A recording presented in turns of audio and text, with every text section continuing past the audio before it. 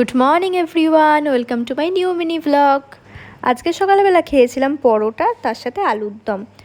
আর দুপুর হয়ে যাওয়াতে দুপুরবেলা খেতে বসেও পড়েছে। আর আজকে মেনুতে ছিল হচ্ছে ডাল, পটল ভাজা, একটা চচ্চড়ি, একটা পাঁচমিশালি তরকারি, আর আমরা আর কুল দিয়ে একটা চাটনি।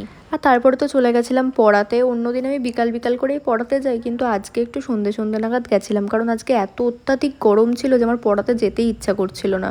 তারপরে দিনের আলোটা পুরো কমে গেল, তারপরে গেছিলাম সন্ধ্যেবেলা পড়াতে। আর পড়িয়ে টড়িয়ে বাড়ি এসে দেখছি মা বানাচ্ছে মোচার চপ।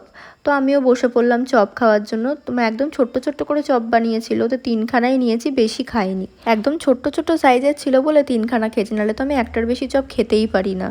জানো তো, আমার বাবা সারা জীবনে মোট 105 বার রক্তদান করেছে।